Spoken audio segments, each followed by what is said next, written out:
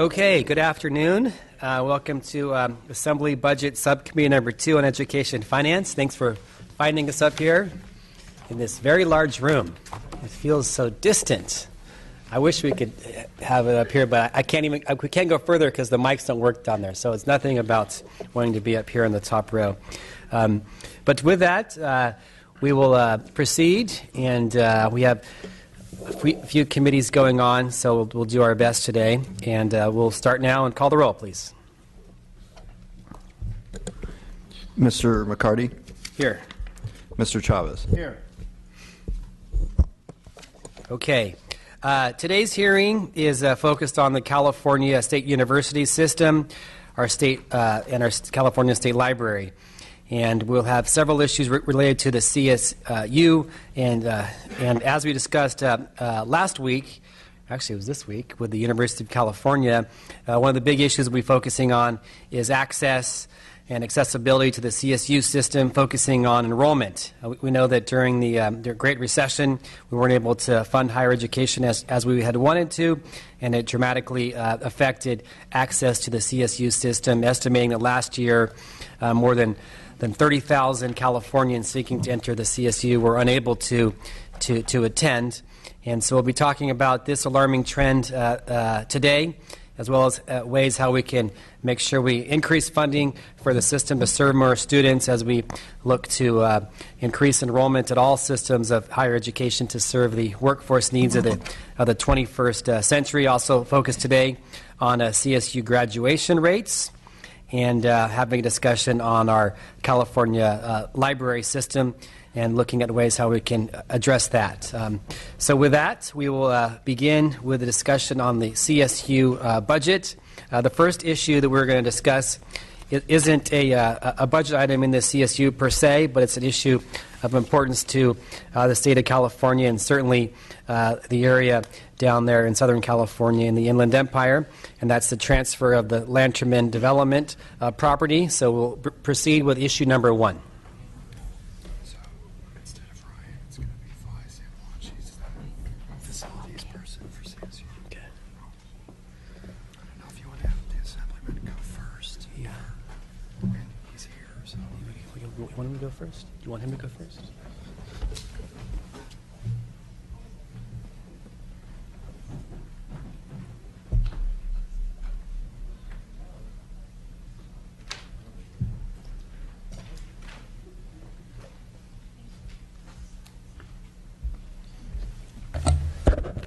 Okay, proceed. Department of Finance. Great. Thank you, Mr. Chair. Christian Osmania with the Department of Finance. The governor's budget assumes transfer of the recently closed Lanterman Developmental Center to the California State University. This property is located adjacent to California State Polytechnic University, Pomona, and consists of approximately 300 acres. As your agenda notes, existing law provides the authority necessary to effectuate this transfer, and the budget requests no additional authority specifically related to the transfer. I'll provide a brief overview of the issue. In April 2010, the Department of Developmental Services submitted a plan to the legislature for closure of Lanterman. Pursuant to legislation enacted in 2013, the department was required to close the facility by December 31st, 2014. That deadline has been met, but DDS continues to support the costs of ongoing maintenance until the department is no longer responsible for the property. Existing law authorizes the Department of General Services to transfer jurisdiction of state property from one state agency to another upon terms and conditions deemed in the best interest of the state. State policy requires DGS to obtain approval from the Department of Finance before such a transfer is made. Consistent with this process, DGS issued a letter to state agencies in July 2013, requesting that agencies notify them of their interest in the Lanterman property. The CSU responded to this letter and requested transfer of jurisdiction of the entire property. Cal Poly Pomona has expressed interest in relocating certain operations from its existing property and developing additional housing for graduate students and faculty. The campus has previous experience financing development using private funds. For example, the campus's existing Innovation Village, a mixed-use building project, houses both university departments and private tenants. University officials suggest that they could use similar mechanisms to support, at least in part, the costs of developing this new property. The California Highway Patrol, the Air Resources Board, DDS, and the California Conservation Corps also expressed interest in portions of this property, or more generally, in land in this area. The Department of Finance proposes that the transfer of the property is contingent on the following commitments from the CSU. First, acknowledgement that additional state funds will not be appropriated specifically for the operation, maintenance, or development of this property. Second, acknowledgement that additional state funds will not be appropriated specifically for an additional enrollment at the campus. And third, accommodations for other state departments that need some land in this area. To clarify, these conditions do not prohibit the CSU from using state funds for these purposes, but express that the administration will not augment the CSU's budget for costs associated with the transfer. Finance is working on a memorandum of understanding with the CSU regarding the transfer, consistent with these conditions, intended to be effective July 1st, 2015. With that, I'm happy to answer any questions. Thank you. Thank you. Next, hear from the LAO. Jason Constanturis, LAO. We recognize that this isn't a traditional budget item, but this is a bit of a unique situation given the interest in the land and the size and the scope of it. In reviewing this transfer of jurisdiction, we recommend that the legislature consider three broad questions. The first, is there a need for enrollment growth at Cal Poly Pomona? This is a proposal related to the desire to increase enrollment at that campus. Secondly, if the state were to determine that there is a need for enrollment growth at the campus, is there a need for additional land in order to grow enrollment? Is there additional land available? Could they use their current facilities more efficiently? And thirdly, what are the costs associated with developing the property? CSU has reported that it's still trying to gather information about what the costs are. And although this proposal wouldn't appropriate any new state funding, any resources used to develop this property would be resources that could have been spent elsewhere. Thank you. Thank you. CSU? Thank you, Chair McCarty. Vice-San One with the California State University. The CSU appreciates the governor's inclusion of the transfer of Lanterman property to CSU. With the amount of budget reductions we've had over time, it is difficult to take it without dollars, but we do see benefit to the academic program and to serve enrollment for the campus and prepare our students for the workforce, especially in our ag program. The campus has had significant demands on enrollment. In fall of 2014, out of the 46,000 plus applicants, only 6,300 students were enrolled, so there is demand out there. And the campus currently has 19 impacted majors, some with less than an 18% acceptance rate. So there is a need for academic program and enrollment. And as far as the system, it will really depend on how much we're looking at from the governor's plan and how much the legislature gives us on how much each individual campus will grow as far as enrollment. So that still remains to be seen on the future, but the demand is there. There are constraints on the existing Cal Poly campus. There is a fault that runs through the campus, the San Jose fault, that has been identified, and there are a number of buildings, 6 buildings currently on a seismic retrofit list. A number of them are on the 5-year plan for the campus, so there are constraints on where we can build. And so the thought is to move some of the facilities and potentially academic programs that will still be defined over to the Lanterman site in order to keep the core of the campus at the current main campus site for Cal Poly Pomona. The cost of the development and operating costs, the campus is estimating roughly $3 to $4.5 million operating costs annually. That would cover security, utilities, maintenance, and limited staffing at the site. And over the first 5 years for planning costs and some very limited capital outlay and repairs, they're estimating about $15 million. So the CSU would look to find those dollars from the existing budget, and as Department of Finance, Christian mentioned, Osmana, that we would also look to Innovation Village, which is a public-private partnership generating revenues through partnerships with the Red Cross, Southern California Edison, and an incubator Center for Training and Technology. The Innovation Village programs all support the academic program. with 20% of the employees or graduates of Cal Poly Pomona. So that has worked out very well. And Innovation Village, there's roughly 19 acres that remains for development, and that may be a potential site for the Air Resources Board, but that's not yet been determined or finalized since a meeting on Monday where Air Resources Board was at the site. So there is certainly a need. This is a terrific opportunity for the CSU, and we've had experience both with the transfer of the Ford Ord to CSU, where we've done well to now accommodate 5,000 students at CSU Monterey Bay, and the closure of the State Mental Hospital at Camarillo is now our Channel Islands campus, and we're serving over 5,000 FT at that location as well. So it is something we've done before. It does, we have had to rely on funding from the state before, and that may continue in the future. Thank you. Okay. Thank you. I'll have some comments about this issue in a second, but before we get there, I know some people from the public would like to speak, so we can have come on up to this side of the table, and we'll start with the Assembly member from this area. Assembly member Rodriguez wanted to share his thoughts on this issue. And were there others that wanted to? I think there's at least one other individual here to testify on this. Oh, right here. Yes. Thank you. Okay. Good afternoon. Thank you, Chair, and the committee members for allowing me to testify on the Latterman transfer proposal for Cal Poly. I found out about this proposal when the governor had his preliminary budget. It was released on January 10th.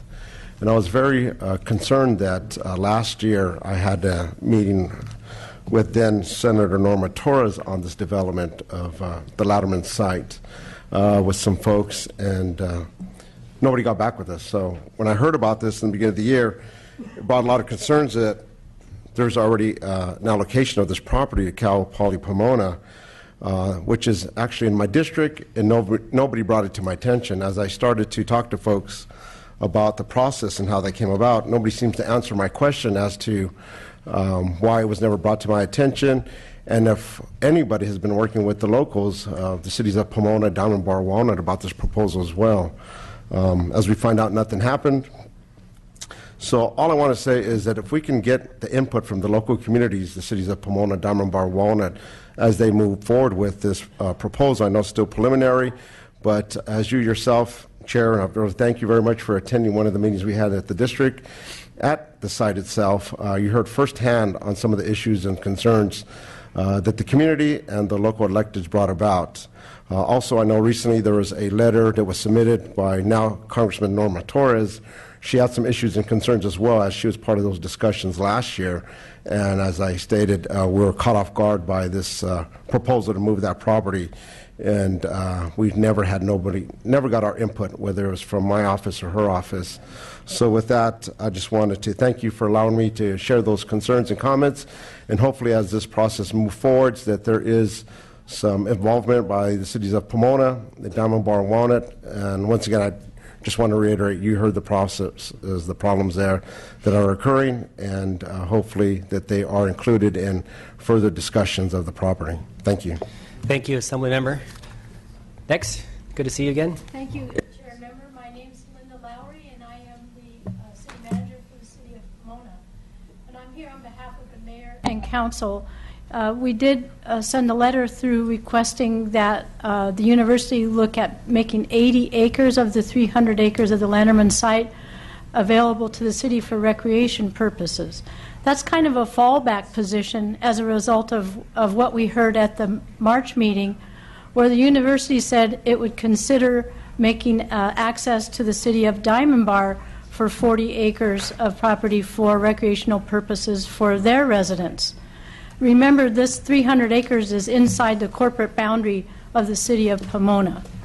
So we've made that ask in order to appropriately represent the interests of our community.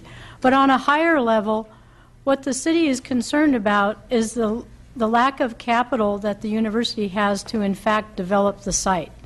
The city of Pomona has over 20% poverty rate.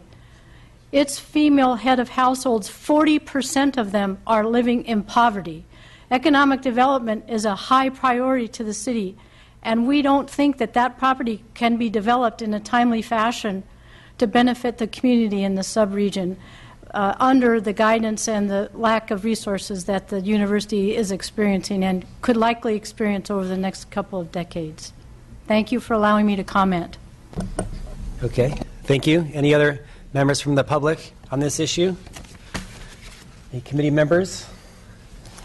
No, just want to again repeat for the record. First of all, thank you for bringing this matter to our attention. Certainly, it's not in the budget per se. There's no appropriation or allocation in the state budget for this, but it's an issue related to the CSU system, and we're appreciative that the Department of Finance and Governor brought this to our attention to at least talk about the issue. And as was noted, I had the chance to attend a legislative visit down there with the local assembly member and saw firsthand the property, and certainly appreciate the issue that the state's going through. This is a facility that's no longer needed and trying to find its best use for the state of California. So I appreciate that, but also know the importance of local engagement. And as you noted, the CSU has done this before with Monterey, Fort Ord, and the Channel Islands. And I'll just note here in Sacramento, I was a 10-year city council member just down the road here,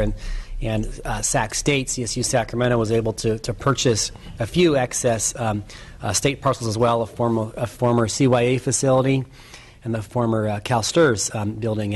And both those examples had extensive community engagement with the city of Sacramento, local elected officials, and so forth. And so, I would hope that this has the same process, and I don't think it had so out of the gates. I don't know who to point fingers to, but the bottom line is that didn't exist. And to couple it even more, there are not just one city, there are 3 jurisdictions right there, and certainly it's home, of course, embedded in the city of Pomona. So we want to make sure that the home jurisdiction has ample opportunity to really engage in this, and they have laid out some real economic development issues as far as their limitations and land and so forth. So going forward, knowing this isn't a budget issue, one thing I did want to request, as is in the staff agenda, is if we could have the LAO work with our staff and come up with some type of language that we can include in the final budget. I'm not sure of the appropriate placement of it, whether it's in the supplemental report language or somewhere else that we think is appropriate, that really focuses on the engagement of local officials and has, as we focus on the reuse of this property, that we really have a robust, not just for show, but a real sincere effort as far as community engagement effort from the local governments down there. So that's the request. Did you have any comment to that, CC? Okay. LEO is also happy to work with your staff. Thank you. Okay, so we will come back to that in a month or so, and with that, we're going to reopen the roll. Mr. Ting. Here. Quorum is established. Okay. Now proceed issue number 2.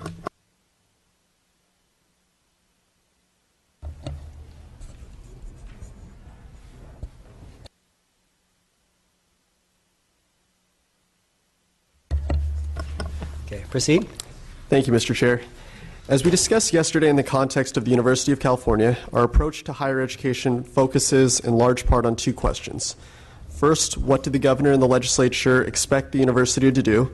And second, what level of total resources should be available to the university?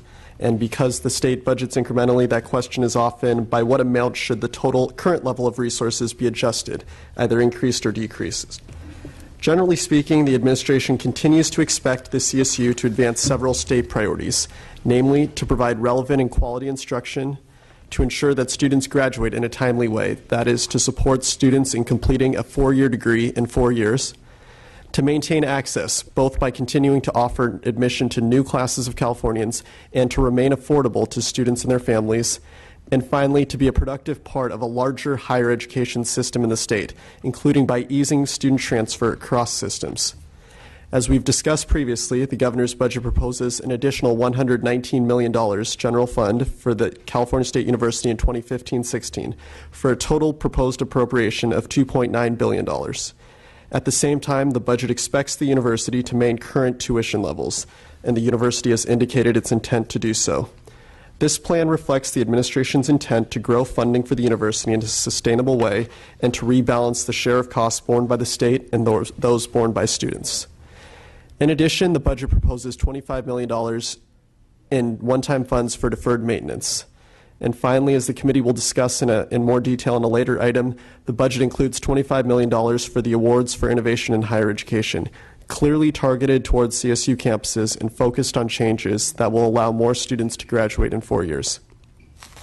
In closing, the administration's approach continues the effort to change how the state and the university engage in budgetary issues, and will continue to refine that approach working with the committee as we move forward. With that, I'm happy to take any questions. Thank you. LAO? Jason Constanturis again, LAO. We would note that the current process of thinking about higher education in California is a bit in flux. The master plan was written about 50 years ago, and the legislature has sought to, in addition to focusing on access, also focus on performance.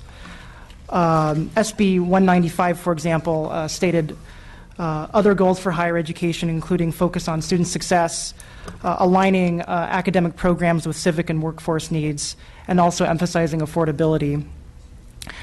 We would note that although moving in this direction, the state currently hasn't set an official policy for reaching certain targets.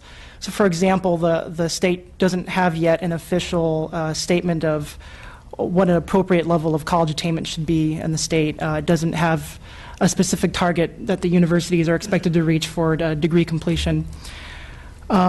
Without that formal state policy intact, our office still focuses on the master plan for higher education in advising you, the legislature, on both setting enrollment targets and overall budgeting issues. We would note that the governor's proposal does two things that raises concern for us. One is that it assigns general purpose increases to CSU's base over a period of time. Those base increases aren't necessarily tied to identified needs or costs of the university, so they're somewhat arbitrary. And secondly, because they're general purpose, they don't identify or they don't set priorities for what the university should use that funding for. The universities are left to set their own priorities. And we think that this prevents the legislature from setting its own priorities for CSU. So we recommend the legislature reject the governor's approach and return to its more traditional role of allocating certain increases to the universities. Now, traditionally, the two main cost drivers for the universities have been enrollment growth and inflation. In terms of enrollment growth, as you noted, yesterday you had the opportunity to dig into this issue a little bit more, specifically with UC. The process is very similar for CSU. We would note a couple of differences in the master plan. CSU is expected to draw from the top third of high school graduates instead of the top 12.5% for UC. They're expected to admit transfer-prepared students who have a 2.0 GPA. Other statute also requires them to admit all SB 1440 students with an associate degree for transfer. Another difference is that CSU campuses often have a more regional focus and often seek to accommodate their local applicants who are interested in attending those campuses. So in determining what the legislature should set for enrollment targets, we looked at some data from CSU. CSU reports having denied over 30,000 applicants who met their system-wide eligibility standards. But because we don't have a eligibility study in place, or we haven't had one in recent years, it's hard to determine whether or not those standards are aligned with the master plan goals. Based on data that we received from CSU, we think it's likely that CSU is deeming more freshman applicants eligible than those master plan targets. So for those reasons, we don't see, based on master plan standards, a need to grow enrollment on the freshman side. On the transfer side, we do think that there could be some a need for enrollment growth based on the fact that CSU is denying certain students admission who met its eligibility standards. We're currently working with CSU to get more data to address that issue and get back to you on what we think enrollment growth should be based on transfer admission. In terms of inflation, it's estimated to be 2.2% in 2015-16. Applying that to CSU's general fund appropriation, that amounts to about $47 million. If you apply it to CSU's general fund and tuition revenues combined, that amounts to $94 million. So those are all our overall recommendations for budgeting for CSU. The deferred maintenance issue is also in this item, so I'd like to just quickly address it. We're currently reviewing a draft list of projects that CSU has submitted to us, as noted in your agenda. We've recommended in the past that the state take a much broader approach in trying to tackle the deferred maintenance issue. Both universities report having large deferred maintenance backlogs, and we think that the state would want to take a much longer term perspective in eliminating that backlog.